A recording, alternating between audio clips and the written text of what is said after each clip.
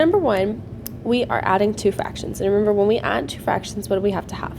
A common denominator. So we need to take a look at 4 and 6 and figure out what our common denominator is. Well, for 4, I have 4, 8, 12, 16, 20, 24. For 6, I have 6, 12, and I'm going to stop right there because I have a common denominator of 12. Now, how do we get from 4 to 12? We multiply times 3. So what am I going to do to this 4 right here? I'll multiply it times 3, and then what else do? I multiply the 3 on the top times 3. And then how do I get from 6 to 12? I multiply times 2. So to this 6 right here, what am I going to do? I'm going to multiply times 2, and then what else do? I'm going to multiply 5 times 2. So when I rewrite my fractions, I start with 3 times 3, and 3 times 3 gives me 9. Then I have 4 times 3, and 4 times 3 gives me 12. And then I have 5 times 2, and 5 times 2 gives me 10. And then I have 6 times 2, and 6 times 2 gives me 12. Remember, we add our numerators and we keep our denominators the same. So I have 9 plus 10, which gives me 19. We keep our denominator the same. How do I turn this into a mixed number? I'm going to divide. Which one goes on the inside? 19, because it's on top. And then we're going to put 12 on the outside. Does McDonald's sell burgers? First step is to divide. 12 doesn't go into 1, but it does go into 19 one time. So that's our division. Next, we're going to multiply. So I'm going to do 1 times 12. Well, 1 times 12 gives me 12, so there's my multiplication. The next step is to subtract. So I do 19 minus 12, which gives me 7, and there's nothing left to bring down. This 1 right here is a whole number or a numerator. This 1 right here is a whole number, so there's my whole number. And then this 7 right here is going to be my numerator. So I have 7 over 12. The next one is something that is very similar. We're doing 5/8 minus 1/4. So the first thing I have to do is find the common denominator. So I have 4 and I have 8. For 4, my multiples go 4, 8, and then I'm going to actually stop right there because my least common denominator is 8. Now, I don't have to do anything to my 5/8 because it already has a denominator of 8. So I'm just going to rewrite that as 5 over 8. Then, to get from 4 to 8, what do I multiply by? I multiply times 2. And then if I multiply 4 times 2, what else do I multiply times 2? The one that's on the top. So I'll start with 1 times 2, and 1 times 2 is 2. And then I have 4 times 2, and 4 times 2 gives me 8. 5 minus 2 gives me 3, and so that's 3/8 right there. For the next one, it says Myra is sewing some ribbon together to make a tail for her kite. She found some blue ribbon that is 3/4 inches in length, some white ribbon that is 7/8 inches in length, and some red ribbon that is 5/6 inches in length. What is the total length of the ribbon that Myra has? So what operation do we need to do in order to find the total? I'm putting a bunch of numbers together. When I'm putting a bunch of numbers together, the operation that I'm doing is addition. That means that we are doing 3/4 plus 7/8 plus 5/6. And I have to go through and I have to find the least common denominator for each of those. So I have 4, 8, and 6. For 4, I have 4 times 1, which is 4, 8, 12, 16, 20, 24, 28, 32. For 8, I have 8, 16, 24, 32, 48, 56. And then for 6, I have 6, 12, 18, and 24. So my least common denominator is going to be this 24 that's right here because that's in all of my rows. So I need to rewrite my fractions. How do I get from 4 to 24? I multiply times 6. To this 4 right here, I'm going to multiply times 6. And if I multiply 4 times 6, what else do I need to multiply by 6? My 3 that's right there. Let me fill that in right there. So I'm going to start with 6 times 3, and 6 times 3 gives me 18. And then I have 6 times 4, and 6 times 4 gives me 24. Now we'll rewrite our 7/8. How do I get from 8 to 24? I multiply times 3. And if I multiply 8 times 3, what else do I multiply by 3? The 7 that's right here. So I have 7 times 3 And that 7 times 3 gives me 21. And then I have 8 times 3, and that 8 times 3 gives me 24. And then last but not least, I have 5/6. And how do I get from 6 to 24? Times 4. So this 6 right here, I'm going to do times 4. And then what else do I do times 4? The 5. So we'll have 5 times 4, which gives me 20. And then we have 6 times 4, which gives me 24. My denominator stays the same, and then I'll add my top numbers together. So I start with 18 plus 21. I'm going to do that off to the side. 18 plus 21. 8 plus 1 is 9, and then 1 plus 2 gives me 3. And then I'll add my 20 onto that, and that gives me 59.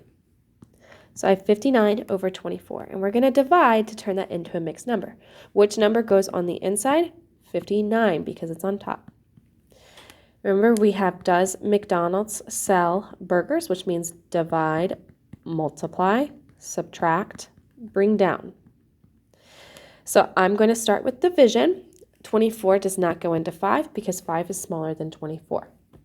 24 does go into 59. I have 24 times 1 equals 24, and then 24 times 2 equals 48, and then 24 times 3 equals 72. Well, 72 is too big, so I'm going to go back to this 48 right here, which means that it would be 2. 24 times 2, we just talked about, gives us 48, so there's our division, there's our multiplication, and now we subtract. 59 minus 48 gives us 11, and then this 2 right here is going to be my whole number or my numerator? My whole number, and then this 11 right here is going to be my numerator. So we have 2 and 11 over 24. All right, this one says Monique planted a tree that was 3.75 feet tall. At the end of the 6 months, the tree was 2 1/5 times its height at the time it was planted. Now, when I have a decimal and a fraction, what I'm going to do is I'm going to turn my fraction into a decimal. And it says right here, to turn a fraction into a decimal, divide the numerator by the denominator. So that means on the inside goes our numerator because it's on top. So we put 1 on the inside and 5 on the outside. We have divide, multiply, subtract, bring down. Well, 5 is bigger than 1, so it can't go into it. When I run out of numbers, if I am trying to turn something into a decimal, I add a decimal and a 0. Where I have the decimal here, I'm going to bring it up. Then I'm asking myself, how many times does 5 go into 10? How many times does 5 go into 10? 2 times, because 5 times 2 equals 10. So there's my 2 right there. So we just divided. Now we're going to multiply. We have 2 times 5, which equals 10. Now I subtract. That gives me 0. So since we got a 0, we're good to go. That means we don't have to bring down any more numbers. So this right here is going to be 2.2. And that 2.2 came from right there. Okay, now we have to figure out what operation we're going to do. I see the word times right here. So what operation am I going to do? I'm going to multiply. So we have 3.75 times 2.2. I'm going to start with 5 times 2. 5 times 2 is going to give me 10, so I'm going to write down a 0 and carry my 1. Then I have 7 times 2. 7 times 2 equals 14, and then I have to add the 1 that's right here. So that's 14 plus 1, which gives me 15. So I'm going to write down a 5 and carry my 1.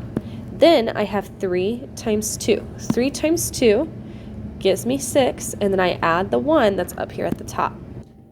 Okay, so we just finished with our 2 because we multiplied it times all those top numbers. So when I get to the second row, I get to my tens place.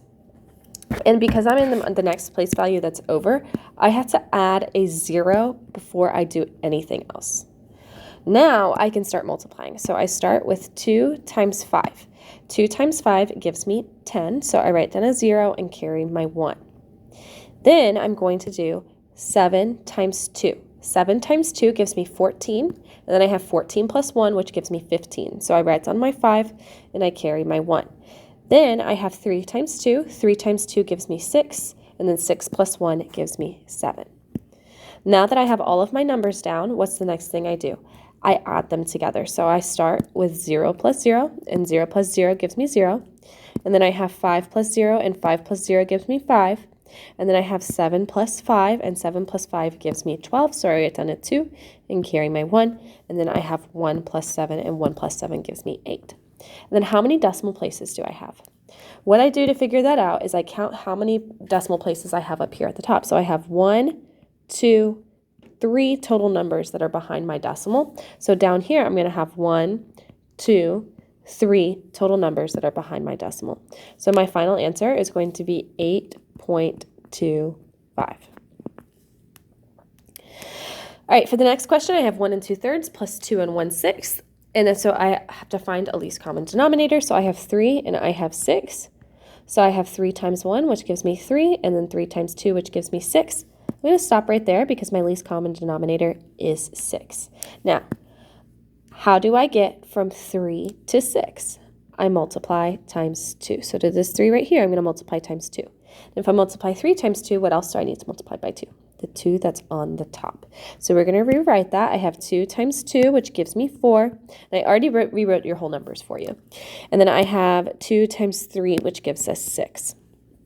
Then I just keep my 2 and 1/6 right here because it already has that denominator. Then I'm going to add my whole numbers together. So I have 1 plus 2, and 1 plus 2 gives me 3. And then I'll add my numerators together, and 4 plus 1 gives me 5. Keep my same denominator, and that's 6. For number 7, same thing. We have what is the least, we're subtracting 2 fractions. I have 3 1/4 minus 5 5/8. So I'm going to start by finding the least common denominator. I have 4 and I have 8. For 4, I do 4, 8, and we're going to stop right there because my least common denominator is going to be 8. And then how do I get from 4 to 8? I multiply times 2. What else do I need to multiply times 2? The one that's at the top. So I have 3 and 2 over 8 minus 5/8. Now, you have a couple ways that we can go about redoing this. I'm going to use the Texas method.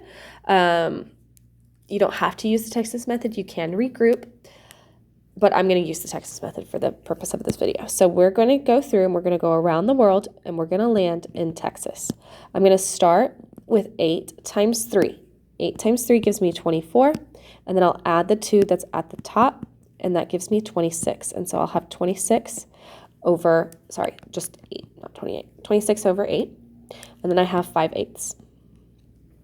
Now I'm going to do 26 minus 5. 26 minus 5 gives me 19 over 8. And then how do I turn that back into a mixed number? I would divide. So 19 goes on the inside because it's on top, and then 8 goes on the outside. 8 does not go into 1, but 8 does go into 19 2 times. 2 times 8 gives me 16. Subtracting that gives me 3. This 2 that's right here is a whole number or numerator. This is a whole number, and this 3 right here is going to be our numerator. So we have 2 and 3 over 8. Next one says the cost of 1 pound of Texas Gulf shrimp is $10.50. Shira bought 3.5 pounds of shrimp. What was the total cost of shrimp Shira bought? Remember, if I have a decimal and I have a fraction, I'm going to turn my fraction into a decimal. And the way I do that is how. We have it in an earlier question if you need to go back and look at that. We do that by dividing. So I'm going to keep my 3 right here, and then I'm going to turn 1/2 into a fraction by dividing. Well, which one goes on the inside of the house? The 1 does because it's on top, so we do 1 divided by 2. Well, 2 doesn't go into 1, so now I add a decimal and a 0, and then I ask myself, okay, how many times does 2 go into 10? Well, 2 times what equals 10? 2 times 5 equals 10. Now I'm going to multiply. I have 5 times 2, which gives me 10. Subtract, and that gives me 0. So that means we're good. This is going to be 3.5. We're looking for the total cost of the shrimp, so what operation am I going to do here? I'm going to multiply. We know that 1 pound costs $10.50. I need to know 3.5 pounds, so all I'm going to do is just multiply 10.5, and I'm going to actually knock off that 0 that's at the end right there just to make our multiplication a little bit easier, times 3.5. We'll start with 5 times 5. 5 times 5 gives me 25, so I write down a 5, carry my 2.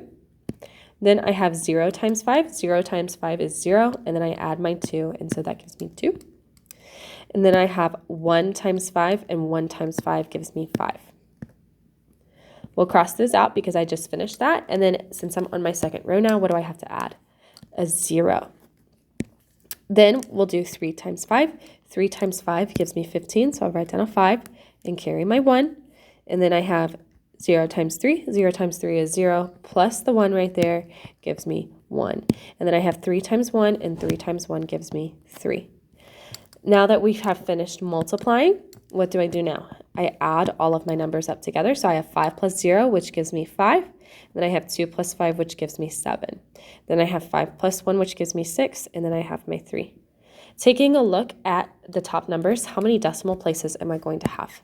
I'm going to have 1, 2 decimal places. So that'll go right there. So my total cost is going to be $36.75. Now I have 8 1/10 plus 4 1/2. Since I am adding, what I need is a common denominator. So I'm going to list out 2 and 10.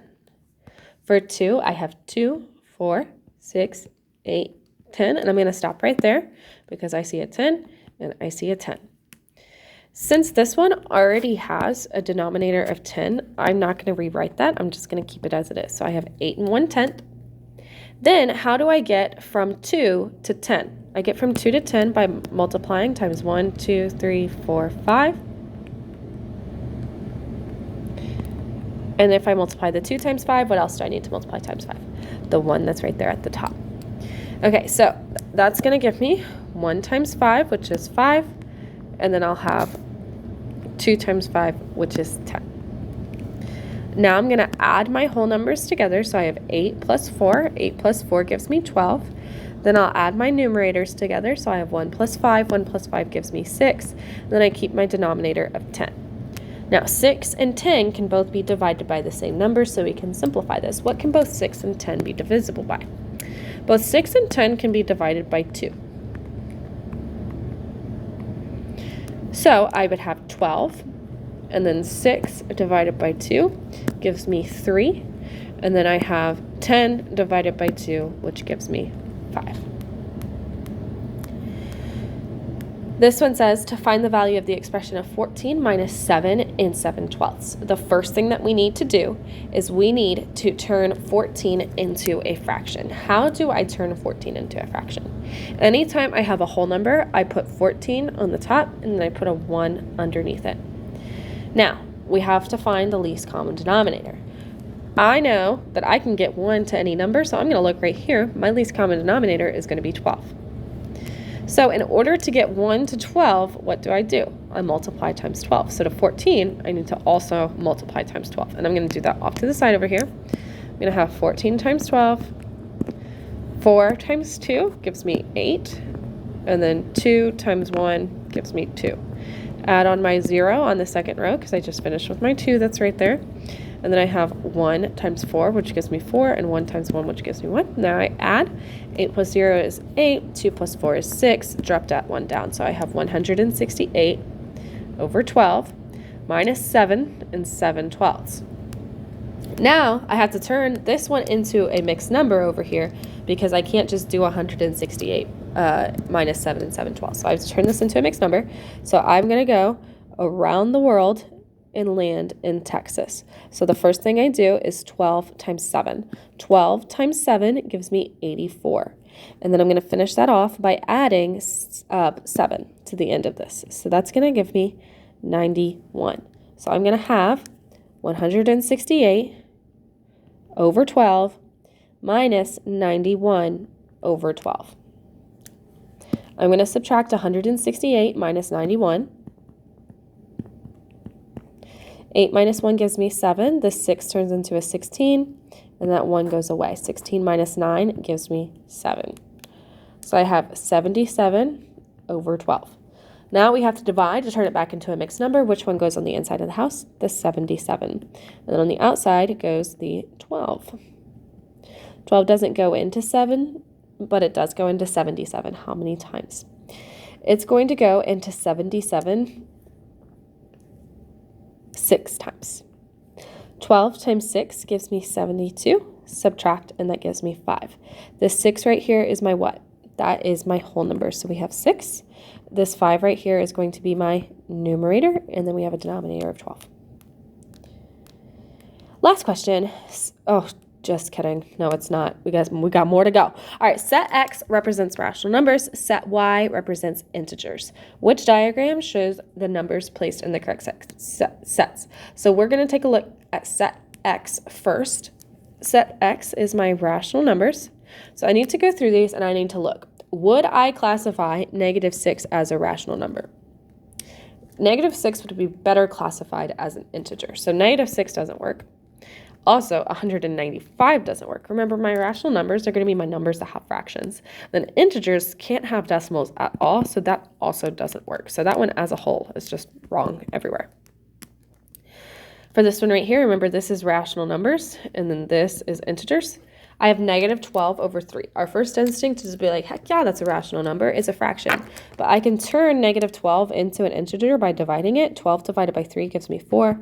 So that's -4. So that doesn't work. And then 72, I would classify that as a natural number, so that doesn't work. 18 does work as an integer because we don't have anything more specific, but I would usually classify that as a natural number, so that one doesn't work either. For this one, remember we have rational numbers and we have integers. Taking a look at -36, how would you usually classify -36? -36 is usually an integer, so that doesn't work. Then we have 5 over 8. That one's good because that is a rational number because it's a fraction. And then -2 also works because that's an integer as well. And then we have this right here. So this is rational numbers and this is integers. -11 over 3, perfect. I can't simplify it anymore. -3/4, perfect. I can't simplify it anymore. And then -8, perfect, because that is an integer. So this is going to be our answer right here. And then we have our last page.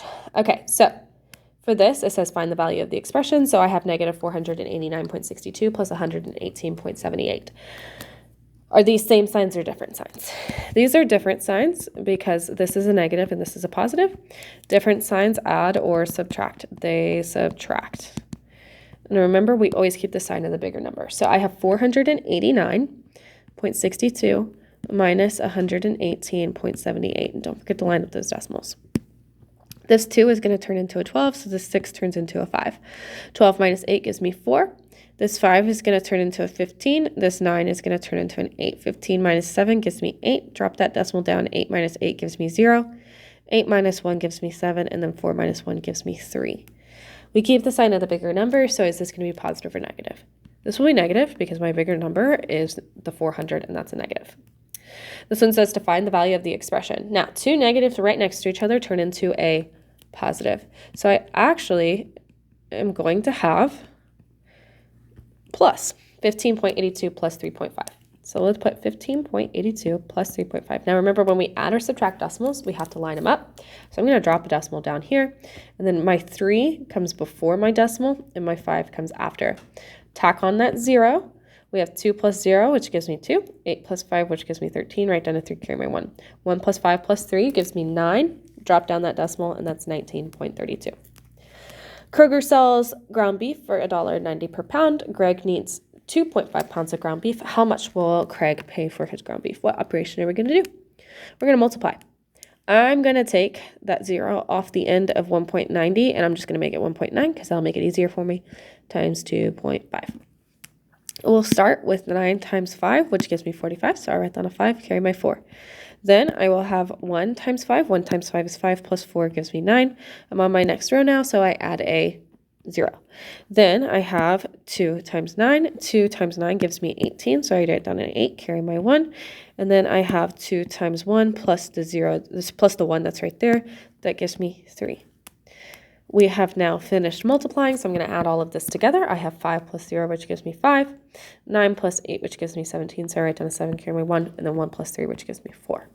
How many decimal places am I going to have? I'm going to have 1, 2 decimal places. So it's $4.75. And then this one says, which Venn diagram best represents the relationship among integers, natural numbers, and whole numbers? So remember, it is rats in Walmart naturally count. So I am looking for something where it would go rational, integer, that should be an I, whole, and natural, except this time they're not including the rational because it didn't ask about that. So which one of those looks how I just described it? That would be B.